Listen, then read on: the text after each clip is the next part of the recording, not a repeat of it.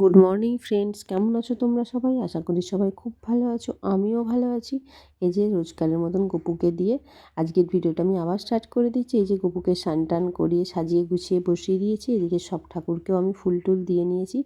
আজকেও রোজকারের মতন অনেক ফুল, তাই জন্য আজকেও আমার দিতে প্রচণ্ড টাইম লেগেছে, অনেকটা টাইম লেগে গেছে। ঠাকুর ঘরে প্রায় 9টা বাজতে যায়। এবার আমি গিয়ে একটুখানি চা খাবো। চা খেয়ে তারপরে সারাদিনের কাজকর্ম যা করব তোমাদের সাথে শেয়ার করার চেষ্টা করব। চলো দেখতে থাকো আজকে সারাদিন তাহলে কী করি। এই যে ঠাকুরঘর থেকে চলে এসেছি সোজা রান্নাঘরে, যে চা করে নিচ্ছি। এবার একটু চা খাবো। আমি একটু বসে চা খাই, মানে কাজ করতে করতে চা খেতে পারি না। তারপরে আবার টিফিন বানাবো। টিফিনে আজকে হয়েছে বড়া, পটলের বড়া, মুড়ি, তার সাথে আমি নিয়েছি একটু লঙ্কা, একটু চানাচুর। চলো এদিকে মুড়িটা খেয়ে নিই।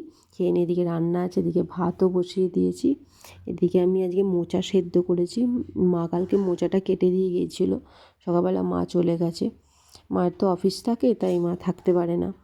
এই যে নোটের শাকের ছোলা দিয়ে চচ্চড়ি করেছি আলু দিয়ে। আর এদিকে মোচার জন্য মশলাটা কষাতে আরম্ভ করে দিয়ে এর মধ্যেও একটু ছোলা দিয়েছি। মোচাতে একটু ছোলা বা বাদাম দিলে খেতে খুবই টেস্ট হয়। আমাদের তো বেশিরভাগ রান্নাই নিরামিষ, আমাদের আমিষটা খুবই কমই হয়।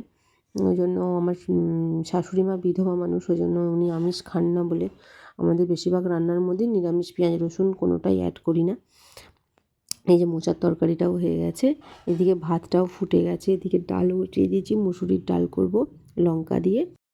রেগুলারই ভিডিও দেবো বলে ভাবি, কিন্তু মানে এত কাজের মধ্যে আমি ভিডিও করে উঠতে পারি না। তাই যেদিন পারি তোমাদের সাথে শেয়ার করার চেষ্টা করি। এদিকে আমার ভাতটাও প্রায় হয়ে এসছে। এদিকে আর করেছি ডিম ভাজা, যে দুপুরের লাঞ্চে ওই মোচার তরকারি, নোটের শাকের চচ্চড়ি, ডাল আর ডিম ভাজা।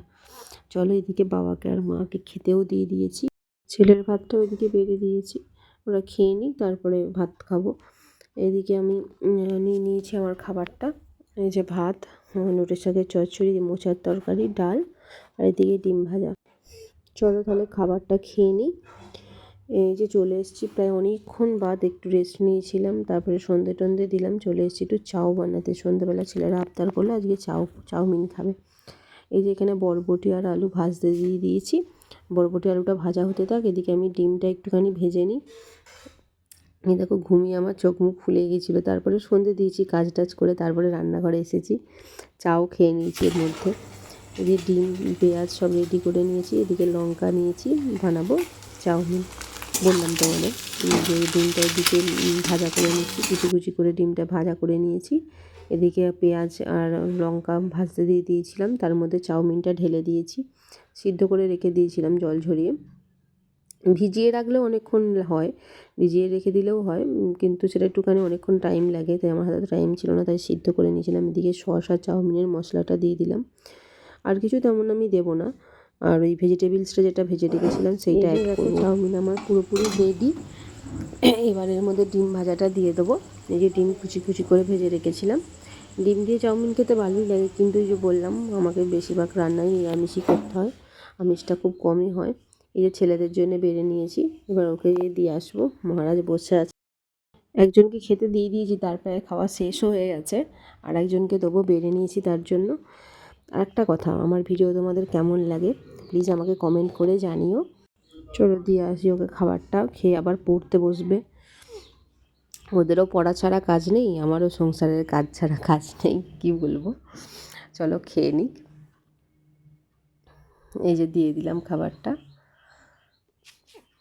আর একজনের খাওয়া শেষ। এই দেখো কেমন ছড়িয়ে টড়িয়ে খাচ্ছে, এগুলো আবার আমায় পরিষ্কার করতে হবে, তারপরে ওনাকে পড়তে বসাতে হবে। এই যে আমার জন্য একটু নিয়ে নিয়েছি, চলো আমিও খেয়ে নিই। খাবারটা খেয়ে নিই আবার ছেলেকে পড়তে বসাতে হবে। চলো এদিকে পড়তেও ছেলেকে বসিয়ে দিয়েছি একদিকে, আর একদিকে আমি খাবারটা খেয়ে নিচ্ছি। চলো তাহলে ভিডিওটা আজকে এই পর্যন্তই থাক, দেখা হবে আবার কোনো ভিডিওতে তোমাদের সাথে। ততক্ষণ পর্যন্ত তোমরা খুব ভালো থেকো। যদি আমার ভিডিওটা ভালো লাগে প্লিজ একটা লাইক করে দিও। ততক্ষণ পর্যন্ত খুব ভালো থেকো, সুস্থ থেকো, টাটা বাই বাই।